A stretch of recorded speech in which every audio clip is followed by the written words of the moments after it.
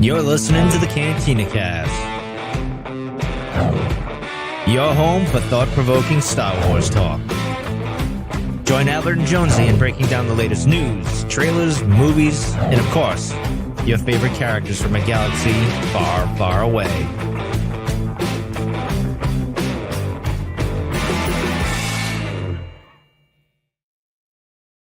Hello, everyone. Welcome to the Cantina Cast. My name is Albert Padilla, and this is episode 591 for tonight. Today, good grief, this morning, we are going to be breaking down episode 6 of Skeleton Crew, an episode titled Zero Friends Again, which is an allegory for my childhood growing up. And but it was a short episode, a great episode directed by a celebrity now in Star Wars, Bryce Dallas Howard. And I'm excited to talk about it along with this person with me today, as always, Jonesy. Jonesy, welcome to the show. How are you? Happy New Year, my friend. Happy New Year, 2025. We did it. We made it. Yeah, we finally made it through. And it's kind of weird to have Star Wars over the holidays, isn't it? I mean, especially it fell on Christmas Eve and it fell on New Year's Eve. So it's kind of a peculiar thing here. But we've had some actually comments in the chat the last couple of shows, these morning shows. People seem to enjoy them. And it's kind of cool because I know some of our friends in the other sides of the world or other time zones that are further in front of us, an opportunity for them to join us when not normally able to do so. So it's nice to be able to shake that up again. I don't know if this is sustainable, of course, because kind of a time off time of year, but we'll keep this in mind as we do other live streams, maybe a celebration comes back around or whatever, to be able to do some of this that's on the other side of the world. We'll see. Maybe we'll do a middle of the night podcast. Yeah, exactly. Yeah, Gary already chimed in and said, hello, this morning broadcast timing is great. I love the live show so much more. I forget. I think Gary's he's either in England or Australia. I forget now, but that makes sense since probably England or the UK. Yeah, we're so fortunate to have friends in Brazil, in the UK, Australia, across Europe. It's so many different places. I'm not leaving them out intentionally, but it's so cool to be able to have that and be able to talk about a great show, and this has been a lot of fun so far. I think no matter how you kind of feel about some of the nitpicks in the show, that you could nitpick this thing to death, of course. I think one thing overall, though, is that it's just been enjoyable. It's just been a kind of a refreshing show and enjoyable. I wouldn't say it's the greatest Star Wars content we've ever had, but it's fun. It's got some exciting parts. It does have some lulls to it, but overall, it's just kind of, I think, some of the kind of the content that we needed just to cleanse the palate a little bit. So it's been really enjoyable. So, and these shows have been fun too, to be able to work some of that fair criticism in, but also kind of keep it light. That this is just really fun adventure storytelling so far. Yeah. And we're going to get into, of course, all that. We've got some opening thoughts and we'll do a full breakdown. And then we've got our questions at the very end. And we've already picked a winner for this week's poster. So we'll be giving away a Skeleton Crew poster at the very end here. So before we do all that, I know you wanted to say thank you to some very special folks. Yeah, again, welcome to our newest Patreon members, Rollins and Mike. We appreciate you joining the club. And our not part of the tribe members, Alex, Raphael, Danny, Mike, Lauren, Dante, Risk, Jackson, Sharkman, Dan, Daz, Isabella, Uncle Leon, Josh, Jacob, and Rita Reborn. And of course, our Delusions of Grandeur members, our top tier. Now, this is Rod Racing, CJ, Steve, and Rob. If you're curious about Patreon, cantinacast.com/Patreon. Once Skeleton Crew is over, we will be doing a top 3 moments. So we'll do another From a Certain Point of View, where we reach out and invite some of our Patreon members onto the show to share some of their favorite moments. So if that's appealing to you, we'd love for you to come out and join Patreon, take a look at those tiers, see which one works for you. We have audio and video versions. So if that works for you and you would like to support the show, we would certainly appreciate that. And of course, all of our amazing people out here in the live stream, cantinacast.com/YouTube. If you are listening to this, thank you for the download. We'd love for you to come out and join some of these amazing people. Polish Kid 88, Stephanie, Sky, Basil, Gary, and then Dante just joined. So thanks everyone for joining the live stream. We see a lot of people in the background as well. So please do come out, say hello. Albert's doing a great job of showing these up on the screen. We love to give you a shout out. We'll come back around at the end of the show as well and kind of give a shout out to make sure we don't miss anybody that may have joined the show. So again, thank you for coming out in this morning show. And if you're not in the U.S. or in kind of the amazing time zone that is the central time zone in the U.S., we appreciate you coming out and happy to offer this to you in the morning time for a change. Yeah. Center of the world here in Texas, of course. I have a friend that says, actually a friend of the show, Jason, who does smoking and drinking in space, smoking and drinking in capes. Yeah, he uses the time zone BTZ. I don't know if you've ever heard it. It's called Best Time Zone, and it's whatever time zone he's in. Oh, okay. So, yeah, special shout out to our good friend Jason, and he lives in Central Time Zone, by the way, so it is the best time zone. So it's hard to argue with him in that point unless he moves. Then we'll have a problem. Yeah, we'll have a problem. I miss that guy. He's awesome. Let's see. Okay, so Jonesy mentioned it. Sunday we'll be back with the Patreon show. We need to sit together. We usually sit together and like document, plan out the next couple months, and we haven't had a chance to do that with the holidays. So outside of the Patreon show, we've got other things still planned, of course. So stay tuned. That'll all be coming here soon. Let's get into the breakdown and get into kind of opening thoughts. Since I know you've been going on a little bit, I'll probably go ahead and just take it if you don't mind for the Please. first part. I mentioned earlier, so I loved the episode. I thought it was a little bit shorter than I wanted, because as Star Wars fans, we want these things to be 4 hours long sometimes, right? And that's just not the reality. But this one was a little bit on the shorter side, like 25 minutes after you hack off the ends and the beginning. But it did feel like it was a complete episode. So it didn't feel like I was, there was enough that in the episode that make me really enjoy it and felt like it was part of the whole story. It didn't feel like a side quest. It didn't feel like we were just wasting time. I thought it was great to kind of see the characters finally develop in ways that we anticipated that they would at some point. I don't think this is the end, transformation for them. I think we'll still have more moments later down the road in the last 2 episodes. But I felt like, especially at the very end when the ship started up with KB being able to start the ship herself, and Wim was on the guns, and Fern was piloting while Neil was using the thrusters, right? They all kind of came together as a group to do something that they would have never thought possible at the very beginning of this series. I thought tonally and some of the messaging around disabilities, the awareness around disability was very subtle, but very effective. So it wasn't like in your face kind of thing. I really enjoyed that aspect of it. We got we talked about this during the first episode, or maybe it was the second one, about the whole demolition sequencer. We said, all right, that's going to get pressed at some point. And here it was 6 episodes in, we finally got to see that enabled. I guess the other opening thought I had was I enjoyed the other message in here, which was, not all heroes wield lightsabers, not all Jedi wield lightsabers, right? Wim's kind of experience in, glorifying and thinking about how he wants to save people. I mean, he said this in the very first episode, and his idea was to go around wielding lightsabers and, tearing down Sith and rescuing the galaxy at large, when really he found probably just as much, maybe even more, I would say appreciation in being a hero from simply helping KB there at the very end there, or during the episode. So it was kind of cool to see that messaging in it as well. I'm really curious what this always happens when we get to like the last 2 episodes. There's still so much that we have to unpack. It feels like it needs to be unpacked and it needs to be answered and explained. And hopefully a lot of that will be done, but it does feel like we're kind of leading into Ad-Atten at this point. Like, I don't understand where we would go now. So I think that bodes well, because with 2 episodes left, that feels like if we're going to be on Ad-Atten, there's going to be a lot of time and a lot of opportunity for some of these things to really get teased out and explored. See some of the things that we were hoping would happen, some of the predictions, but it feels like all roads lead to Ad-Atten at this point. So I'm excited. It's been a great adventure out in space and a lot of fun. But I'm ready to go to Ad-Atten and finally get some answers to what the heck's going on with that planet. And I really want to get back to the parents. I know I keep saying that and harping on it. I know it's a kid's show. It's about the kids themselves, but I do want to see that other side of it. And now I'm even more excited, because I think I was talking about, I really want to see like the parents actively taking part in whatever the defense of Ad-Atten is, or working with their kids and learning from their kids. Like, holy crap, these kids are amazing. They look at all the stuff they can do. That's very Goonies, especially towards the very end when they kind of realize that, their kids were able to live as long as they did and all that stuff. But I don't want to spoil anything, because I know you haven't seen Goonies, but those are my opening thoughts. Sorry, I don't mean to call you out, but what did you think? You call me out every week on it. I know, I'm sorry. You got to watch that some show. of our listeners, so it's all fair game at this point, because it is my fault. It's a 40-year-old movie. It's interesting with other Star Wars content, when we get to the last couple of episodes, if you think back, we've had a lot more questions than we have in this one. Usually we're asking, how the heck are we going to finish this up in just 2 episodes? Like, there's just no way. This one, and I think to your point, you kind of came to it at the end of, actually, we've got a pretty clear line of sight here about where we're going. Now, there's a bit to do in those 2 episodes, but in the course of an hour and 15 minutes, maybe even an hour and a half of those 2 total episodes, that's a lot of time to be able to do it.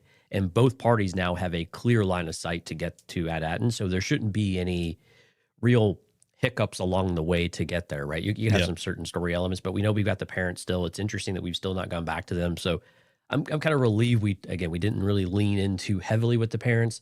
They can have their part, but you're right. It is about the adventure with the kids, not necessarily with the parents going to completely break and shake up the system, but how can they contribute in a smaller way? So it'll be interesting to see where we go from there. I think also, you start to think about Jod a little bit, and we'll talk about this a little bit later, but you start to think maybe like it's almost you keep wanting him to know that he made a mistake, but then he just keeps doubling down on whatever he knows. And I like that we've still stayed true to that with the character, and not that he's a villain necessarily, but that he is self-centered, right? And that he's continuing to still try to sell his way to the future that he wants, regardless of what we have. And we've actually got a couple good questions kind of in this space too. And I think the other part you had touched on with the KB angle, right? And we could argue that some of the things were a little bit convenient with KB. But I think maybe one of the things that Star Wars has taken a lot of criticism for is trying to work in, more inclusive storytelling and more inclusive characters and things like that. And they're very in your face. And I think this one was extremely subtle. If on the surface, maybe it may have been lost on some people that KB has a disability. But I think one thing that people can all relate to is that she feels very different. And just having that anxiety around feeling different and about how others might treat you or how others might behave if they know that you have a limitation to be able to do something was so well done in this episode. And I think that is something that people can actually understand almost universally. I think we all feel different at some point. And so, and being able to equate that. And then whenever you had the conversation started, that's when things get interesting, right? That from a dialogue perspective with the rest of us.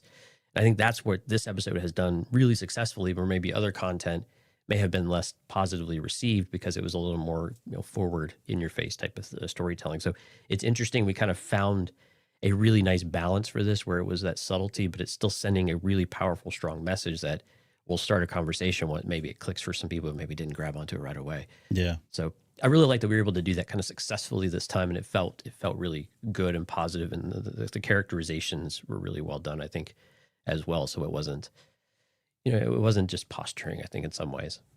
Yeah. So overall, you would say good episode. Wasn't my favorite personally, but. No, it was definitely a setup episode, right? I mean, this is definitely one leading into the rest of it. It's just kind of arranging the parts. The trash crabs, okay, take it or leave it. It wasn't really as instrumental in the storytelling as we were kind of maybe hoping. Well, I kept looking for Easter eggs, didn't really find that many, type of thing. Of course, I wasn't looking super hard. This kind of darker scenes, you have to really crank up the brightness to try to see things. And you can find little nuggets here and there. Of course, like the droid leg is really obvious, but it didn't do as much. But and I got to be honest, a couple of eye rolling moments too, but. And I'm kind of curious, maybe we'll do this at the end of the show, but I'm kind of curious, like the showrunners, when they brought this forward to us, they're like, this is not a kid's show, but it's a kids in an adult show. And I don't know if I believe them anymore on that one, because we've kind of debunked this a couple of times, but I feel like this is a kid's show because of the simplicity of the storytelling and the simplicity of the solutions and things like that. And that's not a criticism. It's just more of a clarification, I think, of the kids are in very adult situations. The violence, although actually there's been not a whole lot of violence, but the violence has been kind of severe-ish when it has been there, some of the situations. But I think overall how they're accomplishing the storytelling is is much easier for kids to grab onto, aside from some of the points that we made. I think last episode in particular, they were a little deeper, and you said maybe the kids were glossing over maybe a little bit, but I think some of that, though, with how we oversimplify the solutions to things, definitely is appealing to a younger audience. And as older audiences, we have to just kind of let some of that go. Right? Yeah. And I think that's 100% spot on. And I think that is why you see universally people saying this feels like Star Wars, right? There are very dangerous situations. The action isn't violent so much as it is, but it's treacherous, and there are clear villains here at certain points, but at the same time, there's a relatable message for children. So even though it's not a children's movie per se or a children's television show per se, I mean, George Lucas was the one saying out there, it's for 10-year-old kids at the time, but there's something for everybody in all of this. And so I think that's why at its heart, it is one of the purest things that we've gotten to, like the original Star Wars. I wouldn't put Andor in that sense. Andor feels like Star Wars to me, but for a whole different kind of reason, right? I wouldn't put a kid in front of Andor. They wouldn't last. I mean, it's just not really much more adult in tone and nature. Exactly. Than like this one. Right. But yet this one does have those kid elements to it. So it does pull them in. Again, I watched this again last night with my family. They were all in. Like they never skipped a beat, even with the stuff that was gone with KB, right? Because you have these kids that are interacting and having these kind of really light conversations, but at the same time, there's some very deep undertones to it for us as adults and parents that have lived through a lot of this stuff. they were all in on it. Like this is like the first time them watching and hearing, not necessarily the first time, but watching and hearing kids talk about I'm different and I'm not like everybody else and people aren't going to like me. That's all relatable, especially around that 10-year-old time frame when they're starting to go through that and starting to really kind of understand who they are and kind of fit into their pockets. It just resonates with them really well. So your point's well taken. I don't think you're giving it criticism. I think what you're saying is, yeah, man, this is exactly what we all loved about the original trilogy. And we're just seeing it here, 45, 50 years later now. So yeah, when you think about it, these kids are exuding the things that as parents you want to teach your kids, right? When you're in daycare or you're elementary school in particular, right, in middle school, you want to help take care of each other. If you see someone not doing well, you reach out. And we see that happening even within the conflict within the group. We still get some of that too, which I think those are really good messages for people to hear and for the kids to be able to see and be able to say, okay, these characters are arguing and fighting, but they can come back together and do the right thing and look out for one another, because at their core, that's what we want kids to really understand is like form relationships and take care of one another, because that will help the world be a better place overall. Yeah.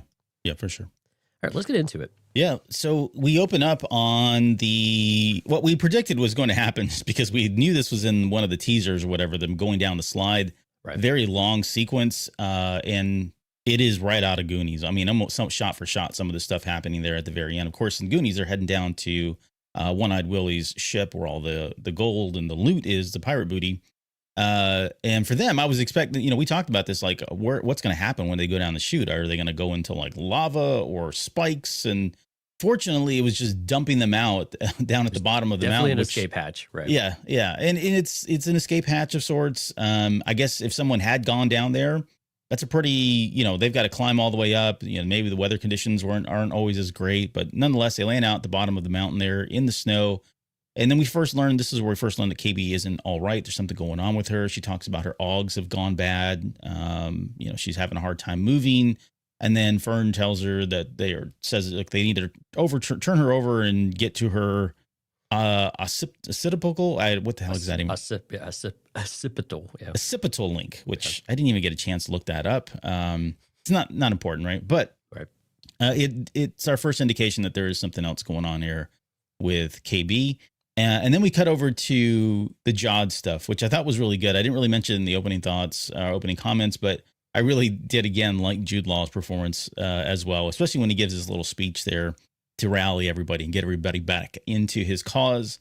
Very charismatic, very persuasive, what you would expect from a captain. And the entire time I was thinking too, not to cut ahead, but the entire time I'm thinking, like, how many times have they heard a similar speech of sorts from him, right? This could not have been the first, the second, or even the third time. This is, I think, even in the audio, when you hear the audio, you can hear people in the background like, oh, he's going on again, and it's more lies, right? They've all heard this so many times. But yeah, him coming out, plastered in all the treasure, and he's laughing. He's so excited. He's so happy that he made his way out of there. I know a lot of people are asking, like, where's the lightsaber to? I'm just going to throw that question out there. Yeah, it's under his cloak because they take it away. Okay, so they did take that away from him. Okay, I was hoping that maybe it would be like hidden somewhere, or he'd stuffed it in SM-33. But I guess at this point, he wouldn't have suspected there was any reason for him to be captured. Right? He had no idea that they were already there. I think he was just thinking he was going to get a clean getaway here. Yeah, it's around the 3.5 minute mark of it. You could actually see one of the other ones take it out and like kind of flash it in front of him. But yeah, he had it under his jacket, like just attached to his belt, like they do lightsabers. Because when you have a lightsaber, all of a sudden you have hooks aplenty. Yeah, that's true. They just happen. Yeah. I was like, why would they even know what a lightsaber is? But they were just looking for weapons and they found something. So yeah, maybe they just thought it was a golden rod of sorts. Maybe, but would people would generally know what a lightsaber is, or they would at least theorize. I don't know. Even if they've never seen one in person. It's been a while since a lightsaber's been around at this point. That's true. Yeah. But all right, it's not a really discussion point, honestly. But he comes out. Join us Sunday for the lightsaber breakdown. Yeah.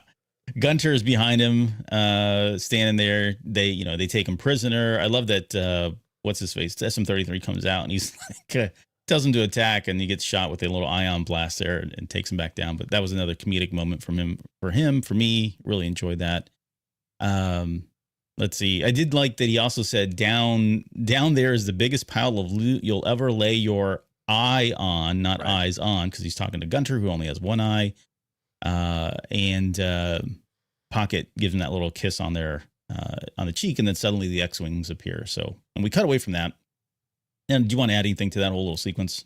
Now, we got a question a little bit later on about some of it too, but this was just, it was kind of good. Like later on, they call him Mad, the so-called Mad Captain Silvo, and you kind of see it in this moment, right? When he gets out, he's laughing kind of maniacally and very thinking he got away with everything. And of course, when all of the host and everybody have rejoined, like, oh yes, I'd like to check out, please, and let's make haste, and then everything kind of falls apart on him. But you kind of sense that a little bit of that craziness of, hey, I finally succeeded, I got away with it, and this isn't even the big score. Like I've got the big score in mind and be able to get there, and still thinking he can talk his way out of everything. Yeah.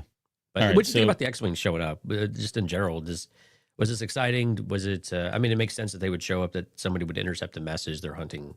I mean, anytime they see pirate activity, maybe. Do you think that how do you think they got there? How do you think they were notified? Do you think the actual Skull Ridge Mountain, notified them, or is it just additional security due to the banking clan? Like, what's the reason for them being there? That's a great question. I wonder if it is the same X-Wings too. Is it the same two that we saw with? I think there were like 4 this time. Yeah, as I said, now that you say that, I think there were more than that. So I don't know that they were the same ones. They could have just been, because the banking clan was there, they had heightened security, and so it wasn't really a far stretch to call them up and then be there as quickly as they were.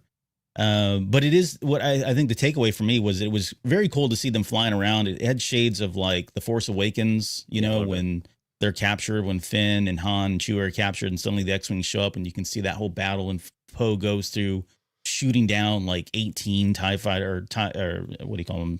Is it TIEs? Yeah. Yeah. In a matter of like 9 seconds or whatever. But that was really neat to kind of see them. But I think it just like the fact that it just reestablishes them when Wim says, hey, they're the good guys, right? They're no longer the goons. They know that these are the good guys. And that's probably going to come up a little bit later at some point. So we may have X-Wings appear into AT-AT, or they run into them in space or whatever. But now they know that these are the good guys. And so that puts the X-Wings and the New Republic back in good light for me. And it's more of a personal thing, I guess, at that point. Right. Yeah. Sorry, Sky said occipital is the back of your head. So wow, I'm an idiot. So thank you for clearing that up, because I thought it was like, oh, this has got to be a Star Wars term. I can't wait to hit Wikipedia and see what this says. But no, that's not at all what it was. So, okay, so where were we? The pirates, they take off. There's a little battle going on. KB looks up. She sees them. And the X-Wings end up chasing one of the transports away. So we don't really hear much from them again. Let's see. We get to, I guess, this whole idea of a plan, right? So KB says that she has the coordinates going home. That's important because now both KB and Jod have the coordinates to get there. So again, that feels like, okay, we're going to be heading back to AT-AT, if that's the case here. And they get into this whole kind of debate, right? Fern wants to climb up the ladder, but she knows that Wim is going to be like, hell no, we're not doing that. And so she pulls KB to the side to kind of talk to her and say, okay, how are we going to do this? How are we going to convince the boys to do something they're not going to want to do, similar to what happened in the very first episode? And I wondered if this was the first time that KB actually stood up for herself. Did she? And the reasons we could talk about, but it felt like this is the first time that KB's said something to Fern along the lines of like, no, I don't want to do this. Like, I'm tired of following what you want to do.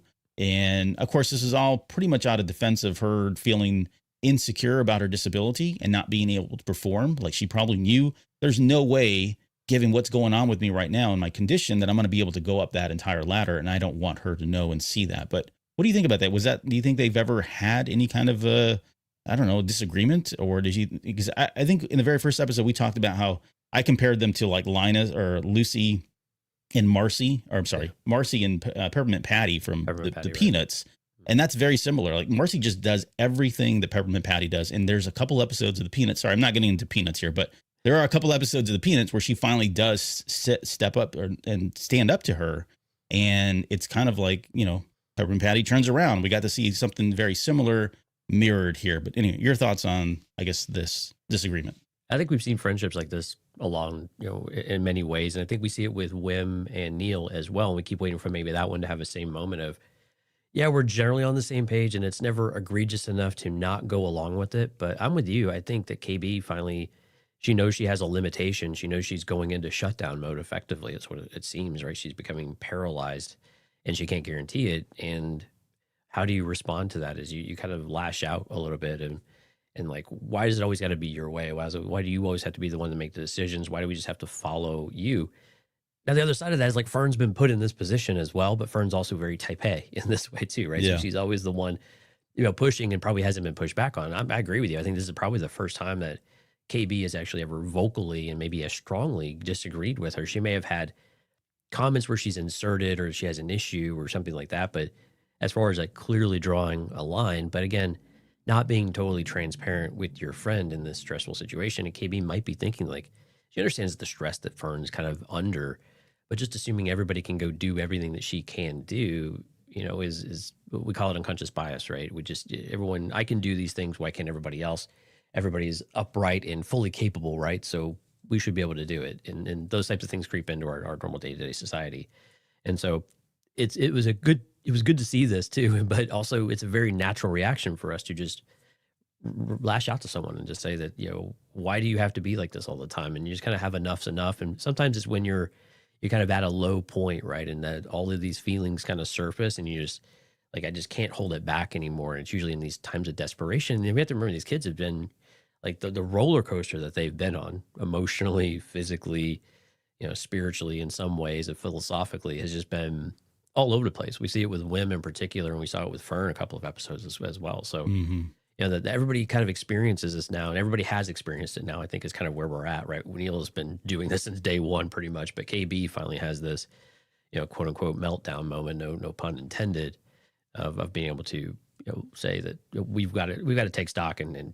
reassess kind of our boundaries and who we're aligning with on some of this. And it was really kind of cool for Wim to call KB out on it a little bit too, of saying, hey, did you only agree with me just to get back at Fern, right? Because again, that's a pretty natural response. But it was also kind of cool that Wim actually vocalized that, because often we will think that those types of things, but we won't always have the confidence to be able to ask.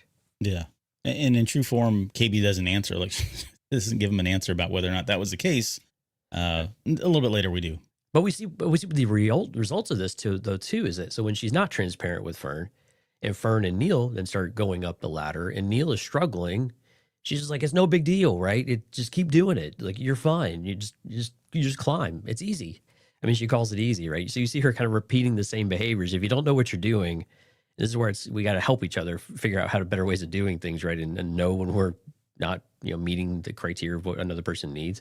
We have to be open about some of that stuff too. And again, subtle. That's what I like about it. It's very subtle. And then as soon as Fern recognizes it, and he calls her out for he doesn't have spider legs, which I thought was kind of amusing. Yeah. She finds an alternative path to be able to help him in some way, to be able to kind of accomplish the same goal. Not necessarily what we'd always do in those situations, but at least she's giving points for trying. Yeah. And I mean, that point wasn't lost to me. I like the fact that, her worst fears didn't come to realization, and it was Neil that actually had to go through what she was fearing, right? Fern being like, hey, you can't keep up. And I like that Fern, while all that was going on, Fern did learn that, okay, Neil can't do something that I need him to do. And so I've got to figure out another way. And so, as much as Fern grew in that moment, so did KB. And so that point's not lost to me. It was very nice the way they split that up. And of all people, right, it's Neil that you would, he's the one that you would have thought would have the most trouble going up that ladder. Alex just chimed in and said, KB is me when someone asks me to do anything athletic, like climb. And we've all been there. Like there's all kinds we all have our limitations and things that we can't do. And so for kids to see that and to kind of have that experience through the show, I think was really kind of special. So, yeah, enjoyed all of that. Just quickly on the crabs, I like the fact that they modeled these after like hermit crabs. I don't know if there's videos out there. My daughter watches the dodo bird or whatever. It's like this YouTube channel where they have tons and tons of stuff about animals and all that. But anyways, there's all these hermit crabs. They always show them and how they've just taken to trash, right? Because they can't find shells. And so they've made homes inside of cartons and anything else they can do. And that was similar here. I saw the leg. It looks like 3PO's leg. I don't know if that was, or maybe a protocol droid leg. I didn't get a chance, honestly, to go and look at anything else to see if there were any other Easter eggs. But I like the fact that Wim is so like, he's like, oh my God, this is, they're smart. They're intelligent, which is equivalent to, the ability to speak doesn't make Wim intelligent. I was thinking That's another Qui-Gon kind of reference there. But yeah, they're willing to follow them. And so we get this point now where they split up into two groups. I think KB says, I'm with Wim. And of course, Neil and Fern take off to head out their direction. So, all right. While that's all going on, we go back over to Brutus's frigate and we get to see Jod on this trial. Brutus finds him guilty. He says death by airlock, which I think is the space term for walking the plank. Right. Makes total sense. And then I forget the lady's name. They said it in the audio descriptions, and I didn't get a chance. Did you get her name? No, I didn't. It was like Chet or something. I don't know. Anyway, she said she calls for the right of last appeal per the pirate's code that allows him to kind of make a final Equal plea time. for his life. Yeah, What's equal that? time. Yep. Yeah. And then Brutus starts a timer on that little plasma hourglass thing, which was kind of neat. The coolest hourglass ever invented. That's going to be like a Disney exclusive, like Disney Park exclusive or something. I guarantee you watch. Someone's going to make that. It can be used across all of their content. Yeah, So. exactly. See, it's all really the same universe. Disney, Star Wars, Marvel, it's all connected.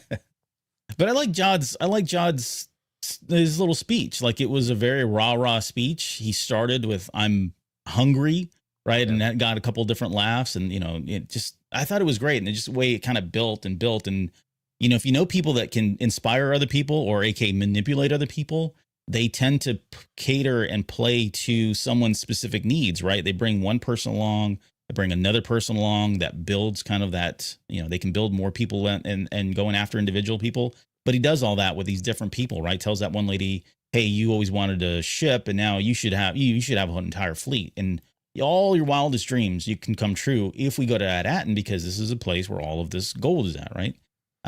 She talks about giving her the entire Criffin galaxy. And so I think it's effective. At the very end, he's got enough people on his side, but the most important part of this is that Brutus is like, okay, wait a minute. Maybe he hasn't really been able to bring them anything, and there's nothing on the schedule here for them to do. So why don't we just go ahead and see where this goes? And tells them, look, we'll go, but if we don't find anything at Atten, you're dead at that point. So he really has nothing to lose. And I think that was pretty much what Jod was trying to explain. Like, you guys have nothing to lose here. Follow me. If we find it, we're all rich. If not, you guys can kill me. I don't know that I guess the question for you is, do you think that's it? Do you think that's enough? Or do you think he has other plans still going on here? Do you think he's got another, couple aces up his sleeve in terms of getting out before they get in? We have this question, I think, a little bit later on, is will he actually share the loot? If they were to be successful, would he actually share it, or would he betray everyone? And if we take these pirates at face value of how pirates behave and the stories of Tak Renat and everybody else, the answer is kind of, he would be okay with completely betraying everybody, cutting them out, and it's all his, right? And I think that's partially why he needs everybody kind of on his side here, but take some of the heat off of him. And again, he's an artist at buying time.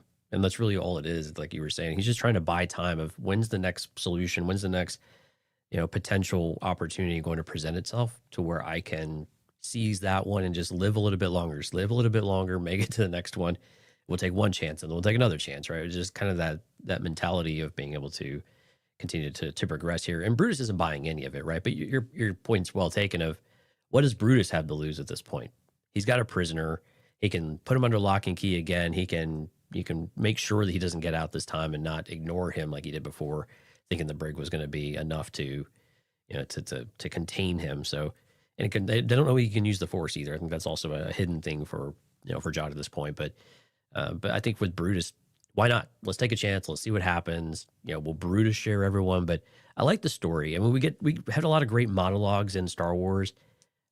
I'm not ready to put this up there with some of the ones we have in like Andor or anything like that, but I like, this was one of the more, this was you hit this really well, is that personalization of a message and giving people something that they can equate to. Mm-hmm. And when people say, hear him say first that he's hungry, you're like, oh, your tummy rumbling? What? But no, it's like, I'm hungry because I'm always fighting for scraps, but there's not enough to go around in the galaxy. I'm hungry because I want that big score.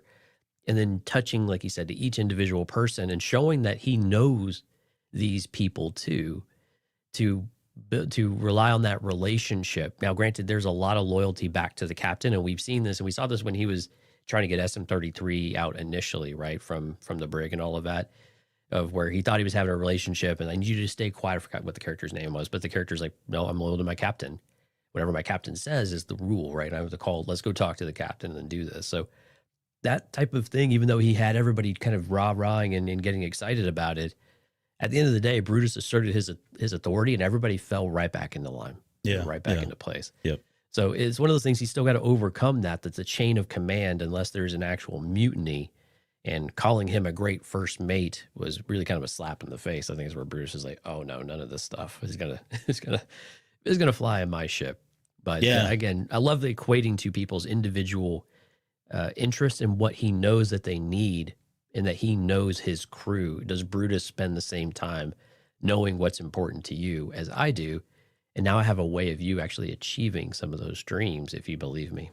Yeah, it was a backhanded comment of sorts, right? To kind of maybe undermine his authority in a lot of ways there. Yeah, fighting for meager scraps, under your first mate here, rather than the big score that you. And the way he put it was really well. Like the take never runs out. You don't have to divvy it up. Whenever you need more, you have more. It's a very different way of thinking compared to what they've thought about before. Sorry.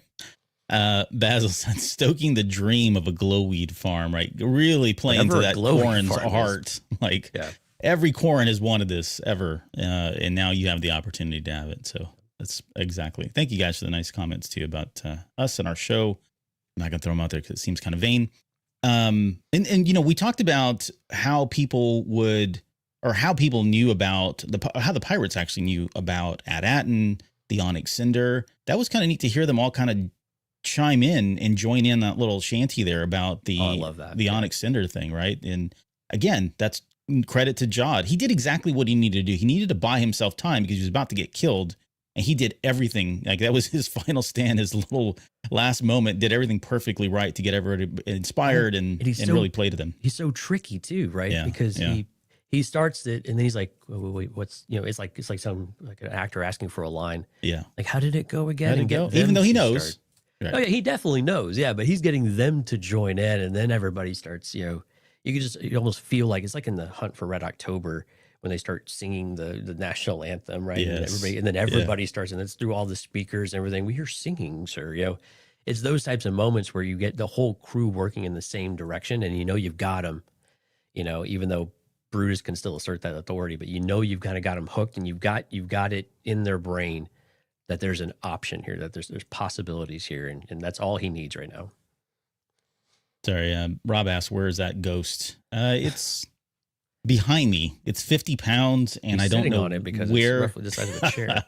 I'm actually 4'5", and I'm standing on it right now to record. But I had no idea where that thing is going to go.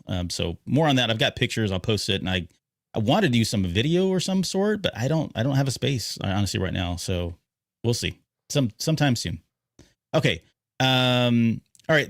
We'll get back to you. I want to talk a little bit more about Jod. I'll save it for when we get to one of the questions about what happens with Jod. Is he going to betray the kids and all that a little bit later? But let's get back to the kids. This is where Fern's mad. She doesn't believe in him, or this is where Fern it's KB, asked whether or not that, did she really come out here because she wanted to be with Wim, or was it because she wanted to, get after or get back at Fern for being so aggressive? She doesn't answer. We get that little creature, whatever, that pops out of the eye of that one droid on the side there, and that kind of reminds him about SM-33. Wonders how he's doing. I like the fact that they're thinking about him, right? That he's considered part of the crew. And then finally we get to this whole little moment where suddenly KB isn't able to move at all. Her augs are corroded.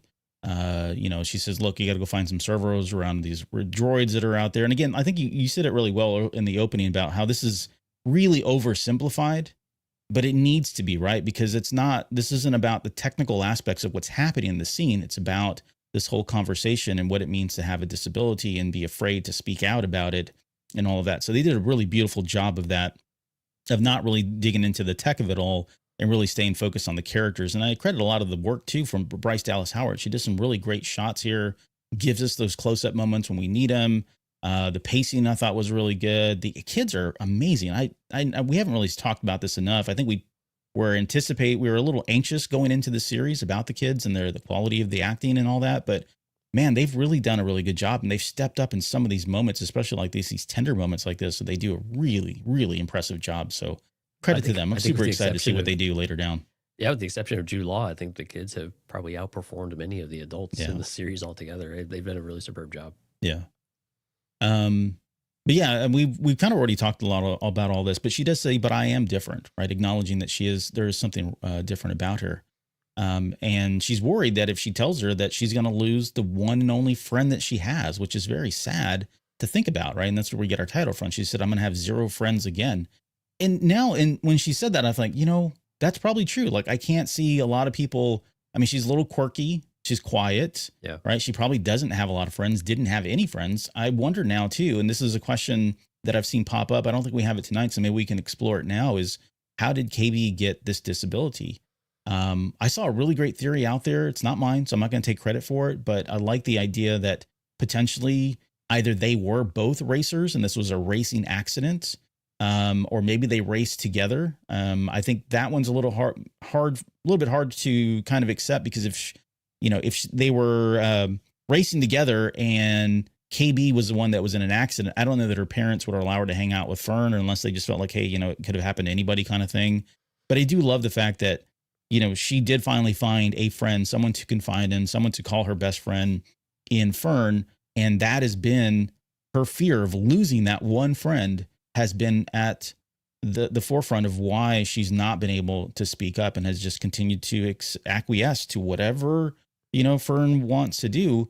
And of course, women, true characters, like, hey, you can be our friend, right? Same thing with Neil, like, hey, you can come live with us. We got a lot of room out there, right? They're so, selfless in what they want, in how they approach people. And part of that is the innocence of children, but at the same time, I think it speaks to the characters of like women, Neil specifically.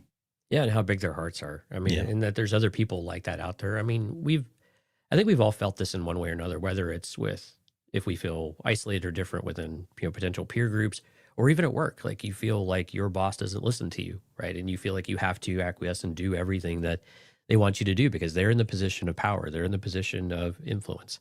And we all experience this in many different ways, but there are people who feel like us, and they're not everybody is going to treat you the same way, and they're not all going to be standoffish, right? And I think, but we have to have courage, I think, in some ways too. And while KB didn't necessarily do this willingly, she, it did happen, and she was, and someone stepped up and kind of proved to her, though, that like, hey, there are other people who are going to be not bat an eyelash, right? Wim just jumps into action. Like, what do I need to do? Can we do this? How do I do it? And and you could see the nervousness, right? He doesn't want to mess up. He doesn't want to hurt her, but, able to finally, to, I don't know, show the heroism that he always wanted to exude, right? And to be able to, and she kind of gives him that reward at the end, right? That feeling of being important, and that feeling of making a difference, even though it's not flashy, right? And I think it was such a great comment that they wrote in the script for KB to give to Wim, as kind of that reward, right? The reward is the doing, not necessarily the knowing you did something, but acknowledging it in some ways. But also, I think for KB to be able to say, you know what, I can be more open with these people are different. They do see me, but it's like when you see the kid by themselves at the lunch table, right? Do you go sit with them, or do you feel awkward enough, even though you're like, well, I'm kind of awkward too. Maybe I can go sit with the awkward person. We can be awkward together. I don't know. But so it's interesting to see how they got together with this accident or whatever it might have been. Because I'm also curious how much of KB is still kind of humanoid. What's the human droid balance of sorts here? Because it seems like she's quite dependent on her occipital, stuff here that Sky educated us on earlier. Like, so how does that actually, like, how much of her is still kind of natural, and then how much has been replaced? Because she does seem quite robotic in many ways, right? She's always been very dry, very, very short, right? Very calculated, and can process a lot of things. So clearly she has augmentation, or these augs, right, that allow her to do more than what other people do. So all of that stuff makes more sense now. We kind of speculated on that, but how much of her is still kind of there? And we've seen tears, so we know that she's still human, in many ways. But what were the actual events, though? I mean, you could speculate a lot of different things. I'm with you. I think if there was an actual accident of racing and they were able to say it was because she was hanging out with Fern, they probably wouldn't be allowed to. I like the angle better that something happened and she's already different and Fern doesn't care. And they've been able to form a friendship in spite of that, because I think that's the message maybe it was trying to, and that's why she is so afraid to lose Fern, is because after all of this stuff happened, I thought her parents called it like an illness though, or something. Yeah, like they that. did. Yeah. So a little bit of a disconnect there. And again, parents sometimes color things because they don't want to be viewed as different because they have a different kid. Right. Right. And, and so that's a thing too for parents. And that's why sometimes kids feel that shame incorrectly, I think, in some ways, but they kind of feel that too. But I like that Fern is her only friend because she's the only one who would have accepted her. So she kind of came in after some of that happened or whatever it may have been. But in the end of the day, it doesn't matter. The message is, kind of what it is. And I think it fired really well here and did a great job. Now, a mold in the really loose sand and stuff like that, like you were saying earlier, we have to really suspend a lot of that just to get the story moving. The mechanical aspects of it, the realism part of that is not what matters most. A little cylinder and rod in her, her cortex or whatever it may have been, is that really going to do all of that? That stuff just doesn't matter. We got to get KB up on her feet and kind of keep her moving. And it was something that they could accomplish in that moment with their resourcefulness and their trust in one another. And then we get a good message at the end of the day is what really matters most in that moment. And I think it worked well enough to where you can move past all of that. And if you're a younger audience, you grab right onto it and you understand it immediately, and you don't need to talk. You don't really need to explain it because that's how your mind works when you're younger. Yeah. Yeah. And I like the fact that she said, that little line of, anyway, thanks, Jedi. Right. Yeah. It's exactly what exactly what Wim needed to hear. And we talked about this, whether or not he would have his Jedi moment and how big that would be. I was not expecting it to be this moment. But I think it still had the same kind of impact. You could see it all over Wim's face and how much that really meant to him, and that realization that he saved somebody. Right. I think what she said, what was the line? Something like, not didn't expect to save the world, whatever it was, the way saving someone's life. Probably you didn't think saving someone's life would be so basically uneventful or unexciting, right? Yeah. It wouldn't have all this adventure tied to it. It would be so small in the moment. Yeah. But I think, again, that's kind of what it means to be a Jedi, is that and this is some of the things that some of the content, like in the Living Force and things like that, small moments matter, to people, and saving one life or doing one good deed can still have significant impact on that person, situation, and potentially bigger overall impacts later on too. So every moment kind of matters.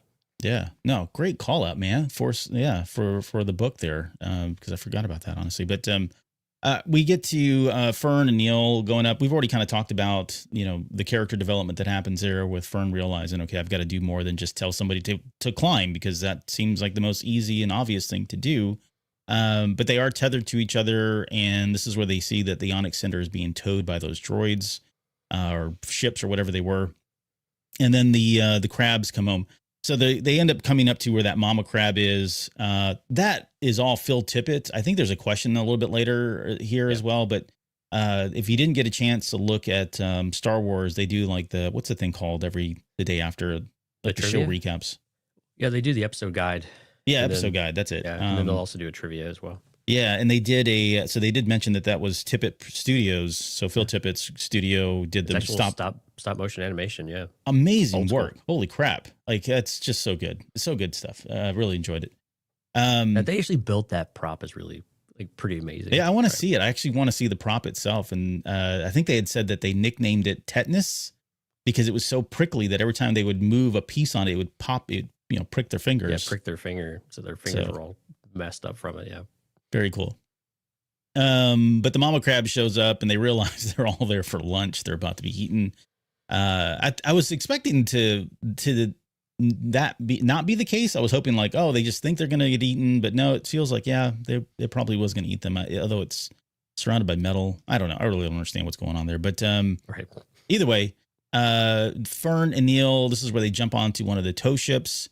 And this is where Wim calls Neil on the walkie-talkie, tells him to kind of come down. They end up steering that little ship or whatever it is, a tow thing, pulling the Onyx Cinder down there. It allows Wim and KB to get on. They kind of fly off. The mama crab takes a boulder and throws it at them, hitting one of the engines and taking the whole thing down. At that point, they fall off. And I like Neil's line about we're getting good at falling, which I thought was appropriate for him. to say. And I also I liked Wim's comment too. He says, "How come I'm always wrong about who's the good guy when he's talking about the crabs and stuff?" So why was there a joystick controller on the top of the ship? it's plot convenience. I mean, that one surprised me a little bit. I was trying to remember if we had seen that before in some in Solo. Else. There's a moment there where they had I forget, they were like pulling the ships and all that, but I mean that was totally different. That was the Storm Riders or the Cloud Riders or whatever doing that. Yeah. I couldn't think of anything else. I don't know. Maybe they're manually controlled. I didn't really care. I thought it was fine. It was super adventurous, and for kids to be jumping on and doing all that stuff. Like, think about where these characters have come. I know it's been a short, condensed amount of time. We're only 6 episodes in, and you're probably expecting a lot of them to have gone that far. But it's cool to see them doing these types of things compared to where they started just 6 episodes ago.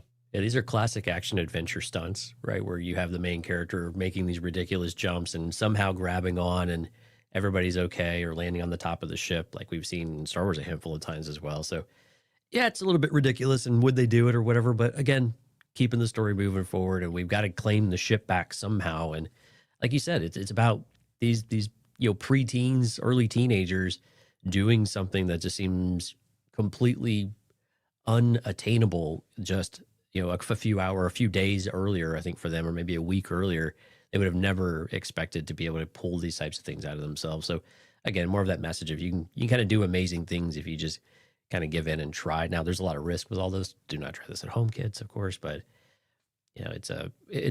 it's fun and exciting, and it keeps the story moving, and it gives you these kind of emotional surges.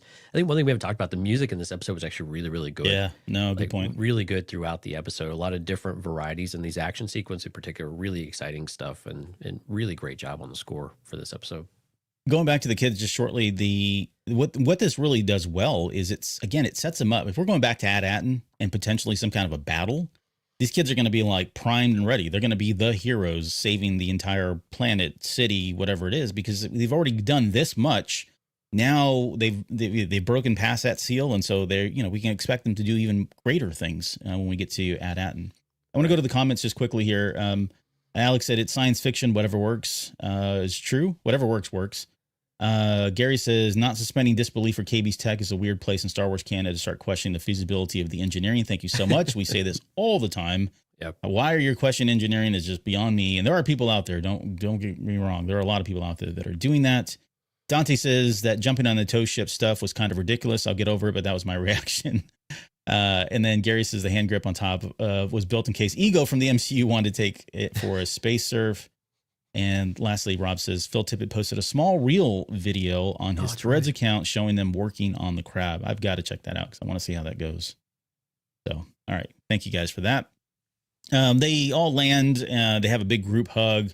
KB tells Fern that Wim helped her. Wim is happy. Everybody's they both apologize to each other. They call each other best friends. My daughter loved that moment because that's sweet. So relatable to her and her friends. They argue, they fight, and then they make up and they hug, and they're best friends all over again, which is, I don't know, what kids do, I guess.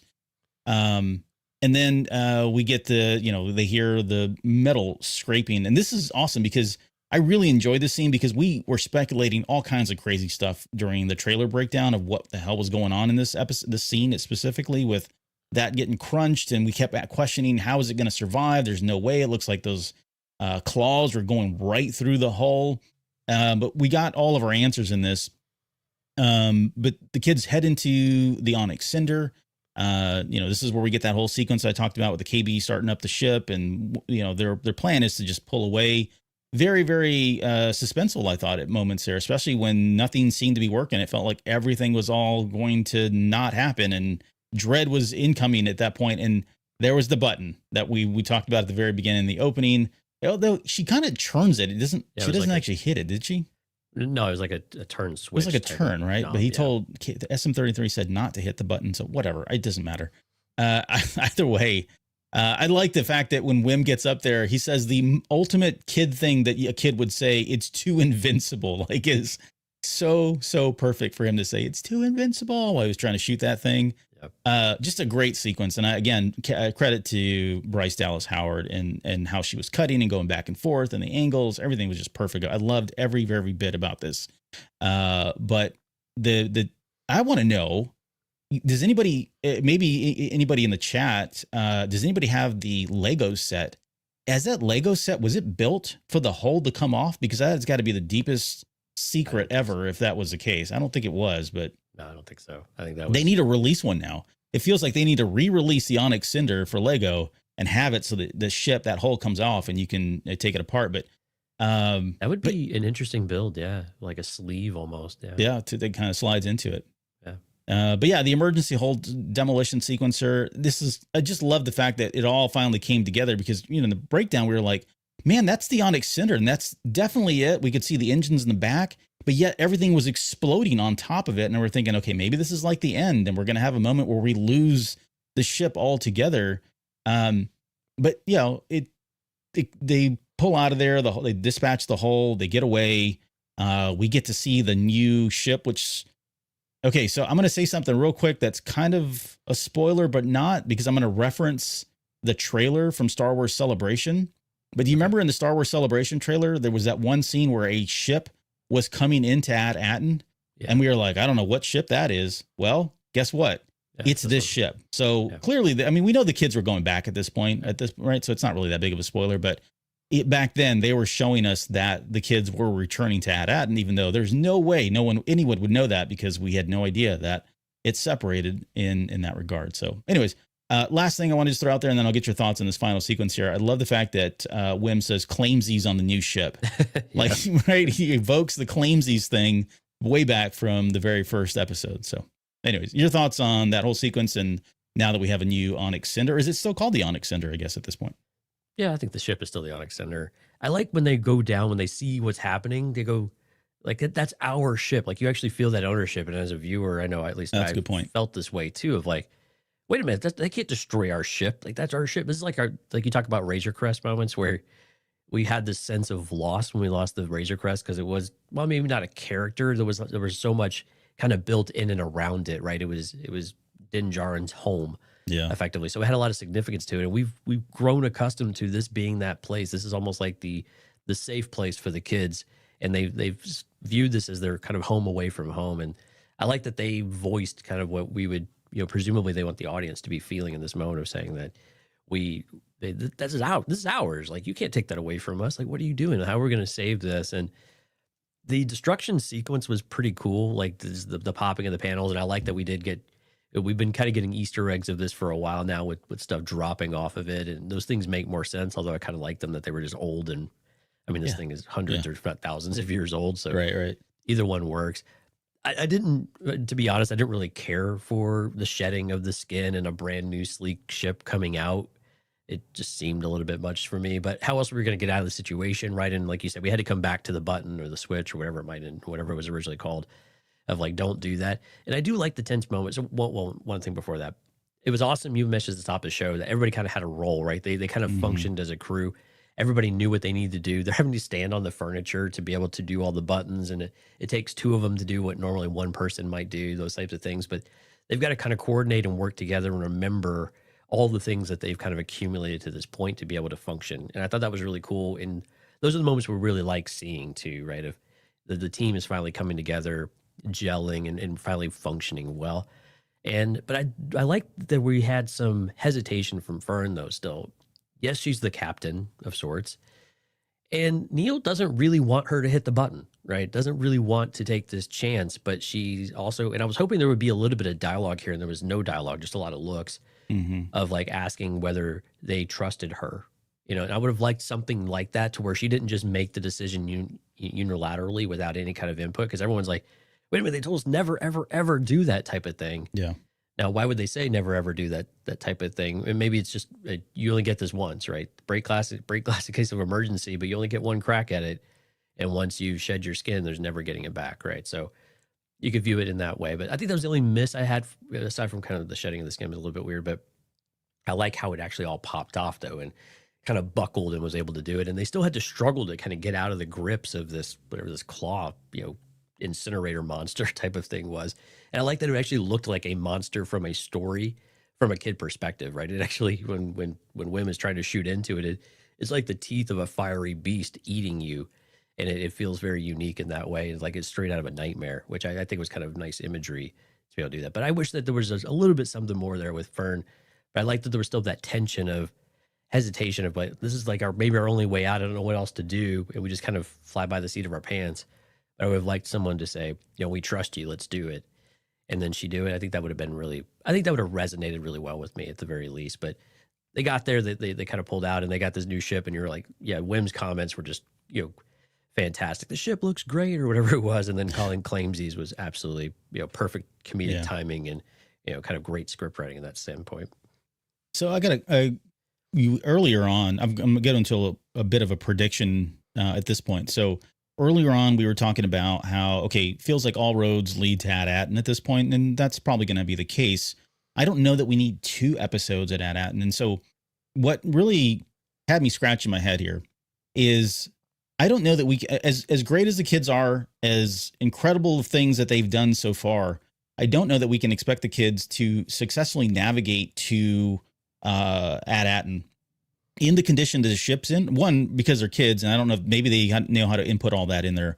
They spend a lot of time focusing on the fact that generator was on fire, right? It was on flames at some point towards there at the very end. So it feels like the ship is damaged. When they left, I thought, well, who's going to help them get there? I started thinking about this more, and I do wonder if we're going to circle back to Kim, right? Because Kim told KB, hey, if you ever need anything, if you need help, let me know. If they go straight to AT-AT, and that feels like we're not going to pick up that thread, and it seems so deliberate that we were. So I just wonder if they're going to have to make a pit stop for repairs. They might be able to get out of here. They might be able to just punch in, pre-coordinated the coordinates for the place that they've already been. Maybe that's an easy kind of fix. And so they end up going, I guess what I'm asking is, do you think there's any possibility here that they're going to go back to Kim's moon and she'll either help them repair the ship, or she may join them as a traveler, right? Narratively, you have like some kind of a leader still, like an adult leader with kids in these types of events. And so it would be kind of cool to see them pick up Kim and Kim actually make her way out to AT-AT, because for her, right, we talked about this was her holy grail. This is what she spent her entire life wondering about and trying to find, and she's never been able to find this Titanic or the Atlantis or whatever it is. And so to give her that character moment where she's now in the ship and she gets to step foot onto AT-AT, in a place that she's thought about and obsessed about for so many years, would be kind of a cool little moment from her. Do you think that's too much reasonable at this point, or do you think they're going straight to AT-AT? Well, like you said, we got a whole episode, so I think it's possible they would, like, we need help. We can't fight a whole league of pirates by ourselves, if that's where they're going. And then maybe they put that together in the next episode, that if Jod has been captured, maybe they just think it's Chod, so maybe they don't think they need it. So I think that's a question. Is it more difficult for them to plug in new coordinates versus use what's already there? I don't know. Again, it's difficult because we've had to suspend so many points of belief already throughout the series. So it's a little tough to forecast which one we would use. What I like about going back to Kim, though, is that would also give them inroads to getting X-Wings. Like, so the New Republic getting support in that way, that it's real. I think for Kim, like you said, from a historical aspect of it, this is, presumably her interest is purely, educational and historical and archaeological and things like that. So that would make sense. And that would be a bit of like, kind of rounding that one out a little bit. Is it needed? I don't think so, especially if they still want to protect AT-AT from the rest of the galaxy. And again, we don't know how important that is to the kids, or how much they even realize that's really what's happening, that this is so, I mean, they heard it's intentional, but do they really internalize what that means? And do they have that same feeling like the parents do of, yeah, we want to ask for help, but we don't necessarily want to give too much information to find us. Just kind of find our kids and we'll figure it out from there. Let us know where we can pick them up, type of thing. So that would be an interesting concept, but I think it's very real, though. I think this is better than 50-50 that they contact Kim, because, again, they set it up. Like, you can always reach out to me if you need anything. And like we've said 100 times, usually when they tell you that the opportunity is there to do it, usually we're going to come back and do it, right? The button, all the other things, right? So I think it's a pretty real possibility that they'll be like, we can't do this alone. We do need some extra help, but who can we trust? Well, we know one person that it seems like we'd be able to trust, and let's go lean on them. Yeah, and Dante, actually, he said this before you said anything, so you guys are on the same wavelength. He says, I agree, they'll go to Kim. Maybe X-Wings will help defend AT-AT, like that. Gary said, why they don't have the astrogation computer give them the coordinates of the first jump to light speed? They did. Oh, yeah, suspend disbelief. My hyperscreen is bounds. Yeah. There's moments in there of that. Gary's trying to have it both ways. It's okay. This is what it's like to run the show, by the way. So Yeah. you're natural, Gary. Basil G said, might be why they tease the X-Wing and Kim's name in this episode. Very good chance. They've done a good job of paying off on the breadcrumbs all season. And then Blue could show up in yet another series. Yeah, that'd be fine. I'd like to see them show up at some Oh, point. he's talking about Carson Teva? Yeah, maybe. They give him another opportunity. Like I said, maybe that's Carson Teva up there that was on Skull Ridge Mountain that was flying around there. We don't know. Could be anybody. And that's, it'd be nice to have that little tie-in because we haven't had many tie-ins, honestly, to the larger Filoniverse just yet. That's a good point. Like Vane. Yeah, Vane has really just been very much another a pirate. background character, just kind of every other pirate with a couple speaking lines. That's about it. Mm-hmm. We're reminded he's there, though. We saw him this past episode, of course. That's the wrap on the episode breakdown. I guess let's get into our questions. And I'm going to throw the first question at you just because I've got it ready to go here. And this is from Jeremy Reese via Patreon. By the way, we've already picked the winner. So at this point, you can still throw your questions in there, but we've already picked the winner ahead of time. So, but Jeremy Reese via Patreon says, with the pirates banging on the door of the treasure room, do you think this could have been a twist with Jod trying to protect Fern if the pirates caught up to the group? Yeah, this was kind of an interesting one. This is a follow-up from last episode. I was really hoping this is where Jod would have shown a little bit of that, maybe not paternal instinct, but it would have been an opportunity of the kids would have been threatened. And so he needs to step up and sorry, loud car noise going by. This is where he needs to step up and be able to like be that protector of the kids and be able to do that. We've seen it in kind of pockets, but not really. And then how he turned so abruptly, I think, and I think I'd called it kind of sinister in that way, really felt odd to me. I think in general, though, and I'm hoping this is where they take the character because we know we love redemption. We know Heart of Gold. Maybe not redemption, but more Heart of Gold type of thing. You have a character who knows who they are and how they're going to be. Maybe they won't change, but they have Heart of Gold, so they kind of make the right decision when it matters most-ish, I guess, most-ist at this point. So I think we kind of hoping that that's going to happen at the very end of the series is that Jod will have to make a choice. And maybe he's seeing that with the betrayal and constantly under the spotlight with the pirates and how he can't trust anybody and almost yearning for, like, what is he really hungry for? He's really hungry for a crew that he can trust and a crew that he can kind of call maybe not family, but something akin to family because he has wanted for so long. He's always had to fight for scraps. He's always had to make his way in a really difficult, crummy galaxy, as he articulated to Wim, too. So those things are clearly important to him because they hurt him, right? But he's afraid to be able to open up and be able to want to accept any of that. So I'm still hoping there's an opportunity for him to be able to go out and put himself in front of one of the kids or at least show up in a more heroic way that shows that he does value them. And even if he's still trying to pursue his own goals, he's kind of doing the right thing by the kids, like we kind of thought he was turning on at Akron, right? Yeah, I would agree. Like there's a part of me too. Like we got to remember where we leave Jod and the kids. Like he was ready to turn the kids over. And to go back to the question, I don't think he was trying to protect Fern. I like the idea. I don't think he was. I think at that moment he was solely focused on getting the gold. And I like whoever threw in the idea of, could he be using them? I think maybe it's a little bit later. Yeah, I think John via email said whether or not let's just get to his question too, because I'm going to tie them together here. But John via email said, was Jod going to take the kids as prisoner and ransom at Atten? And I condensed down, he had a lot of other comments in there, but yes. Yeah, and I think that was probably the case. I think that's all he was trying to do. I don't necessarily think he was trying to protect them. But going back to what you were saying, just to kind of piggyback off what you were saying, when we last leave them, he was ready to do all that and he was ready to turn on them. I don't think this is a character that is going to be bad. I think he's still going to be kind of middle ground, at times. I think he's in that same lot of other pirate characters and other characters that are in that gray where they're good people, but sometimes they do things that are a little bit shady. I don't think he's going to break that mold, but I think also he's going to have a moment where he's going to come back to the light and come back to being good. And so that's probably going to have to be at the expense of the kids, unfortunately. Either they're going to be in some dangerous peril. It's probably going to be Brutus, right? Just because it feels like there's a rivalry going on there and we've got to resolve that in some way. And so who better to resolve that than Jod himself? but he's probably going to be faced with a chance here to make a choice between doing what's right and saving the kids, or doing what's best for him. And it may not be as anything grand as like, okay, save the kids or lose or get all of that at. And I don't think it's going to be anything like that. But there's got to be that moment where he's going to come back around. And so it's going to have to be at the expense of the kids is all I'm saying. So I do like that. I do expect that we'll have to see that. That may actually not happen until the very last episode, especially if we're talking about a potential pit stop going back to Kim.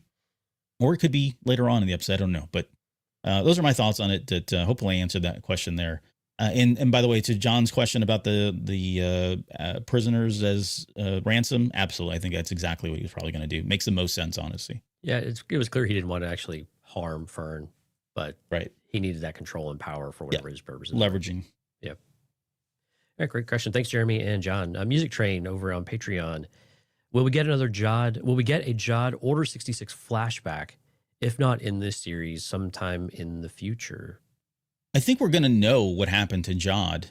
It may happen again. And because with the last episode, if we're saving that episode for the finale and the battle on Atten, doesn't feel like we're going to get an opportunity there. Could be wrong, but it feels like this next episode is probably going to be it. We may have the Kim moment. We may have a Jod moment.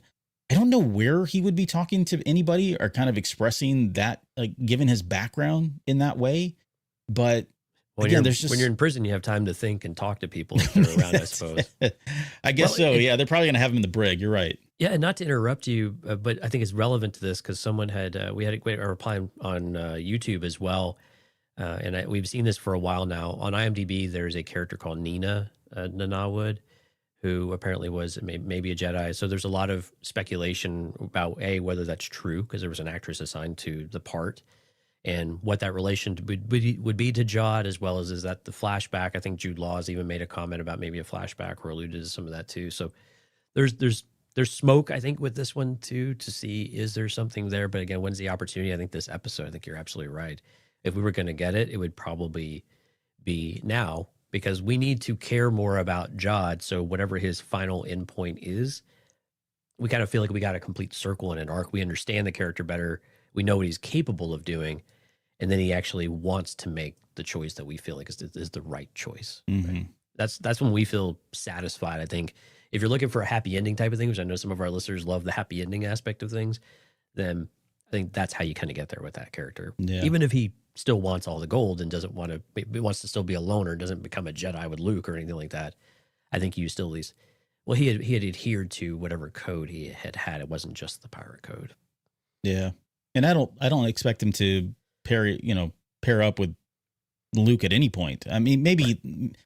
Yeah. I mean, Kylo Ren is his first one, and we've still got a little bit of time here before that happens. So a few years at least. Right.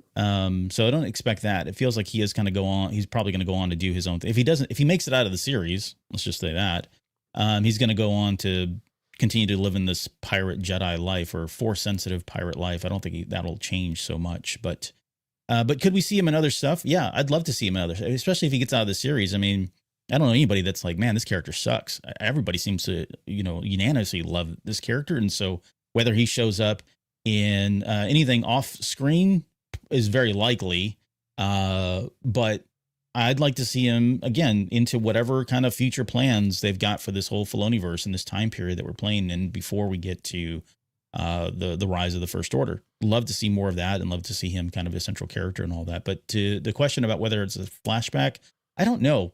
We haven't, it's hard to predict anymore what Star Wars is going to do as far as whether they do flashbacks or just, it's spoken like traditional Star Wars stuff had always been told with George Lucas. Again, all I'll say is it's going to have to happen, I think, in this next episode, if it does happen.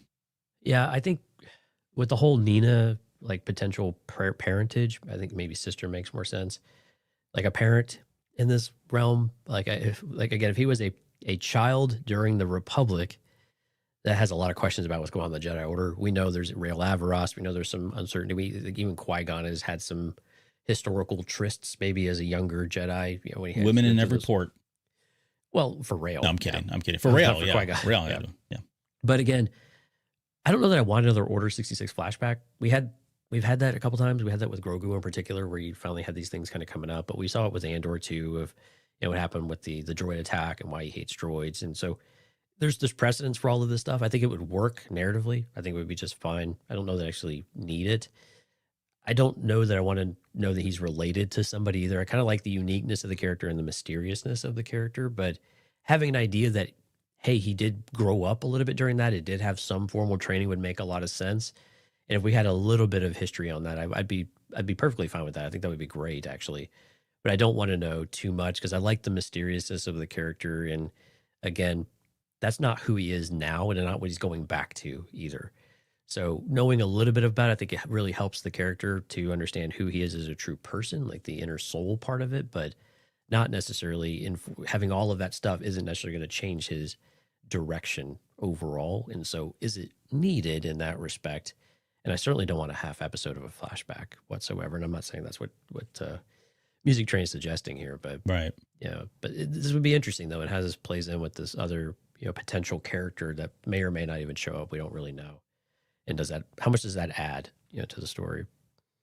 In character, Steph is pulling at your heartstrings here. It says maybe he meets Hondo, The Adventures of Hondo and Jod as a animated series. How about that? I'm on board with this because Hondo would be there. Right.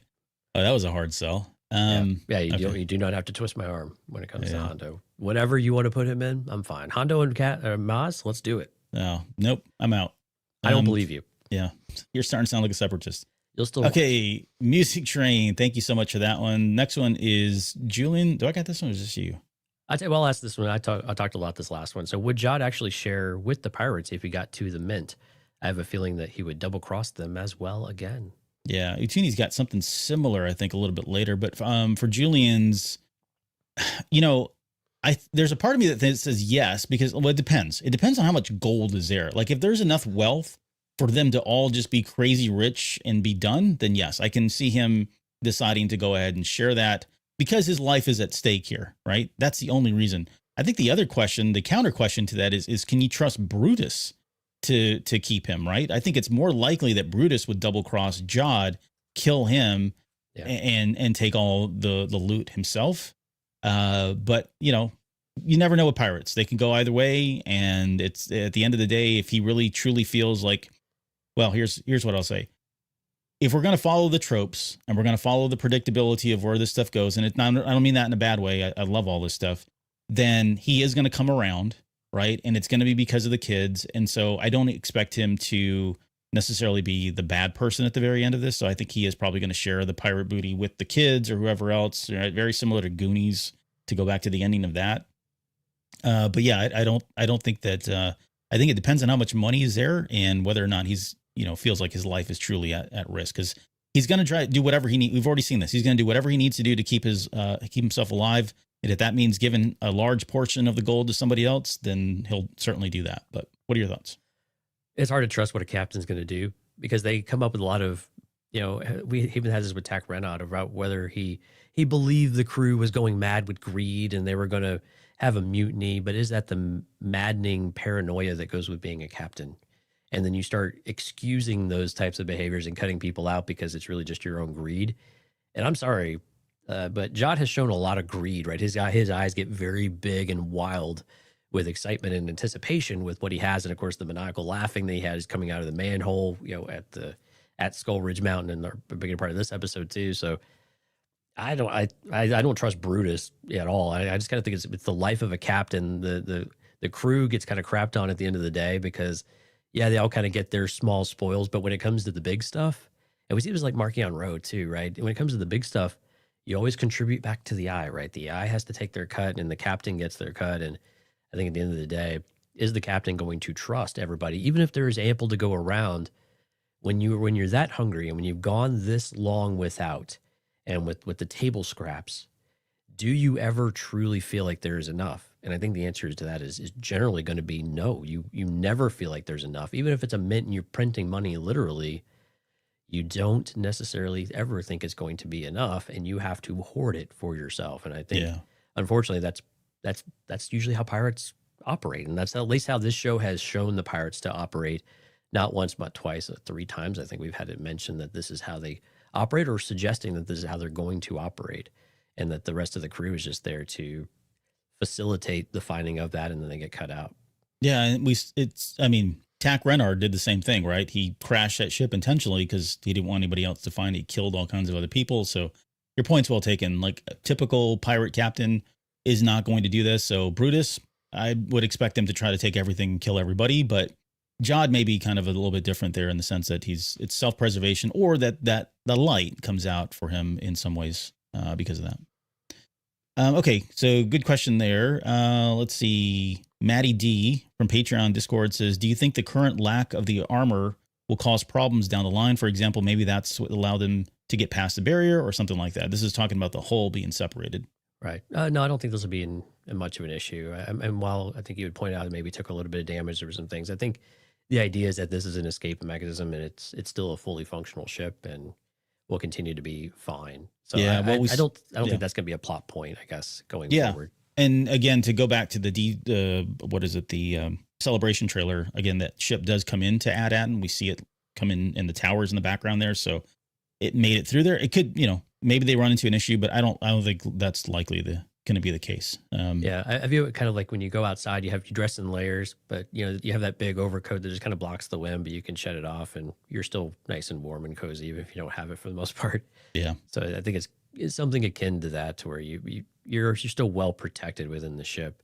You might lose a little bit of durability, but at the end of the day, you still feel like maybe you're making up for it in other ways. I guess it might be compensation, right? We could think about weight and space doesn't really make sense, of course, but those types of things. Maybe you have other opportunities now with that you've let go of all of that extra stuff. You no longer have limitations either. So it could be a benefit too in some ways.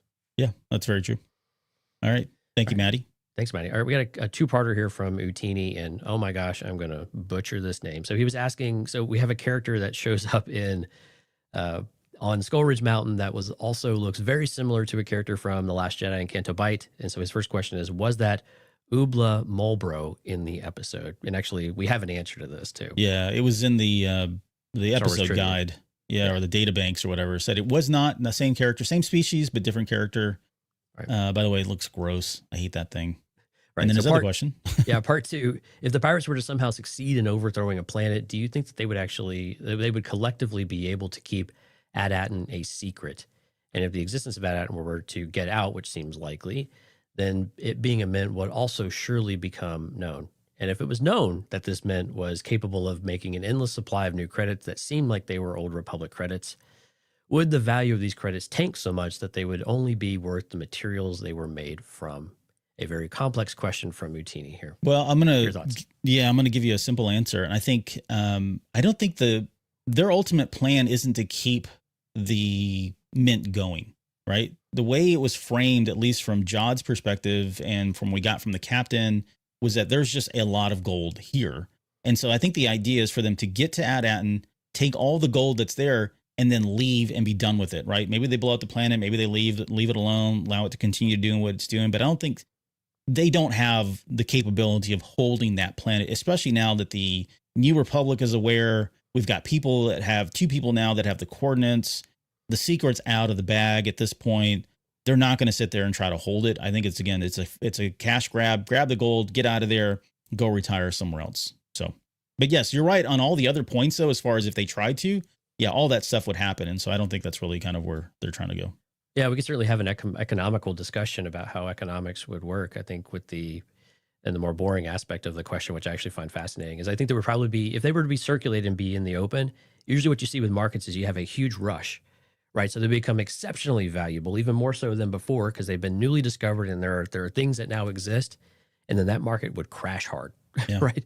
Especially if they became more ubiquitous. Now, there's only one place like we generated, so the value would typically retain high for a while. But I think generally, though, to where you're going, the pirates, I don't think they've thought this far ahead. I don't even think Jod has truly thought this far ahead. Because I think I'm maybe on the other side of this coin where he's like, no, I have endless supply of money because they are printing it. And if I can keep that a secret, I can continue to do that. Now, would they, like the actual question, though, that Utini has, would they be able to keep it a secret? Absolutely not, because the greed, the money would start to get more circulated. People would start to question what's going on.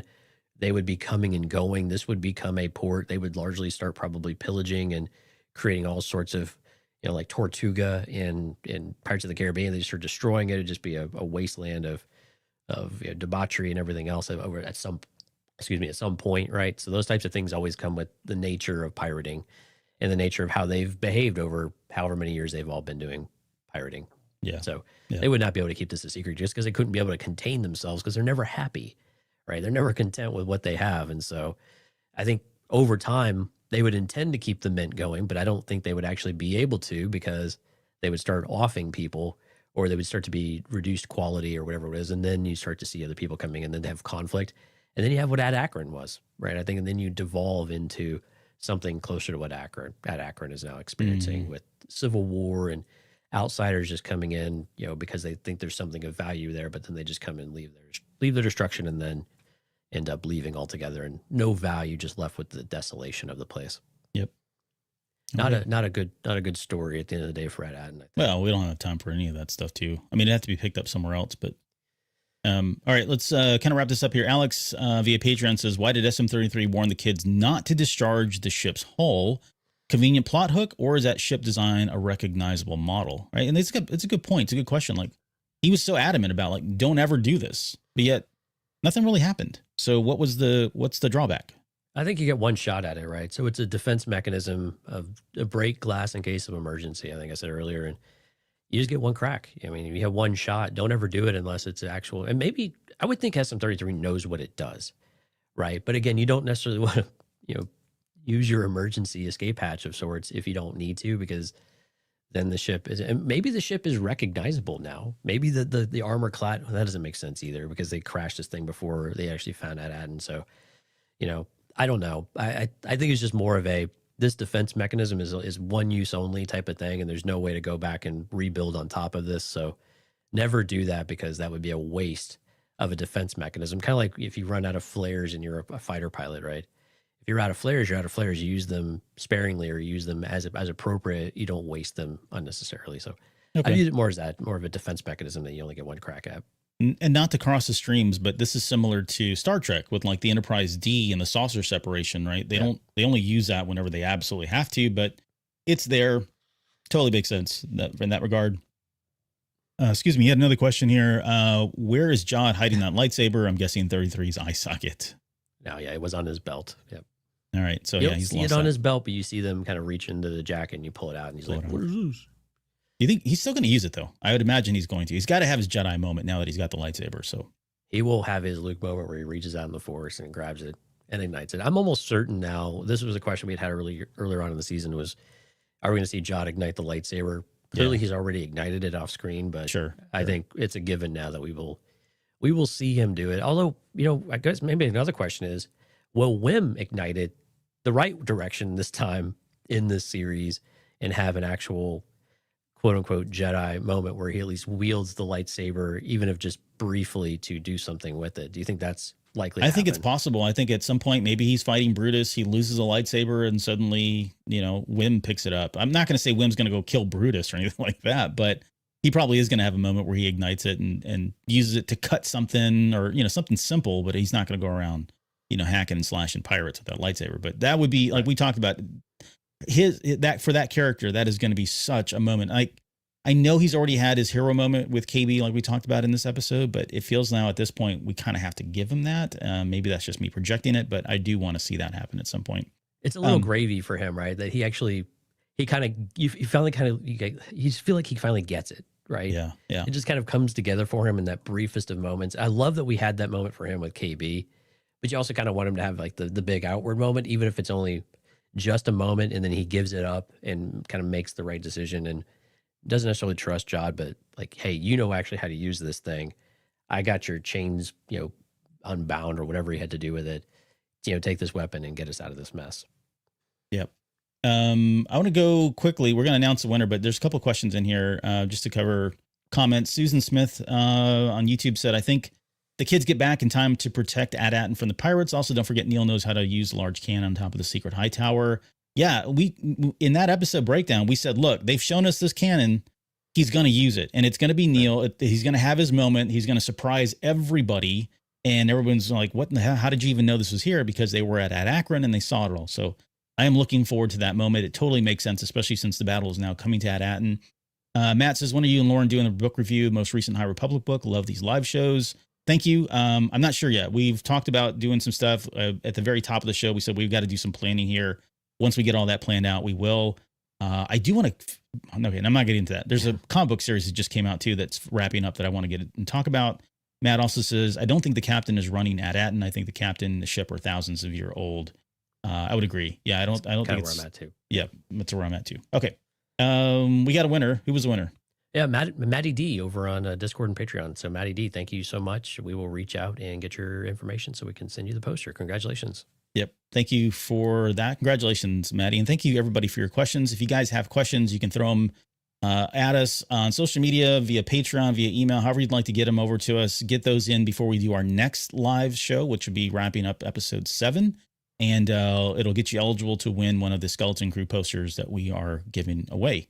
Yeah. Hello there at cantinacast.com. If you want to send us an email, hello there at cantinacast.com. And a special thank you to everyone coming out in the live stream. Again, special time this week. We'll probably be back on a more normal schedule next week as everything kind of returns to normal scheduling. But a huge thanks to everyone who came out in the live stream this morning. Polish Kid 88, Stephanie, Sky, Basil, Gary, Alex, My Star Wars Guys, Susan, Matt, anybody that was in the background. We had a really great audience again today. These have been fantastic the last couple of weeks. Thank you all for coming out. If you're in the background, we hope you will come out and say hello. Please, we'd love if you would like the video if you enjoyed this. Leave us a comment. Let us know what your favorite parts are. If you have questions for next week, we'll get you entered into the contest for next week. We do capture all of those, and we'll come back to them and make sure that you are entered successfully in there to have a chance to win a poster. And then we had Helen come in at the very end as well. So welcome, Helen. Thank you, Helen. Also, Patreon Sunday. If you're a Patreon member, we'll do it. We're back on schedule with Patreon shows. We'll do one of those. We've also got, we're bringing everything else back too as well. We just got to get it all planned out. So expect more of the. Albert is chomping at the bit to have a Tatooine trading post to share all of his Star Wars swag from the holidays. So yeah, we'll have to make something. We'll have to bring that back too. We haven't had that in a while because we haven't really. I haven't accumulated a whole lot of stuff lately, but that'll be fun to kind of go back to and sort through your haul.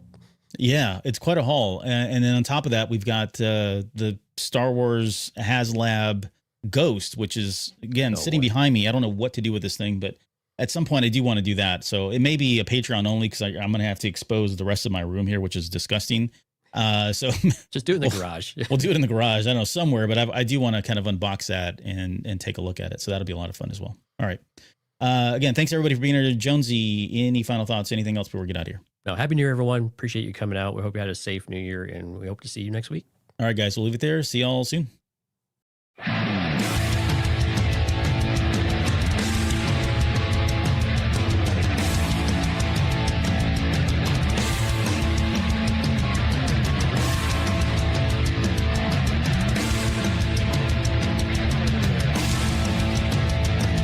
You're still listening? Wow. That's amazing. Well, I'm here to give you the disclaimer. Normally we do a big, long, drawn-out disclaimer thing saying what's what and who's what and all that other stuff, but I think you guys kind of know that Lucasfilm and Disney have no affiliation with us at all, and we have none with them. We talk about Star Wars, which is their property and all that other good, fun stuff, but I think you can tell which is our stuff and which is their stuff. If you can't, well, then send a lawyer to send an email to me, and I'll be glad to chat with them. Other than that, you know what's what, so that's your disclaimer.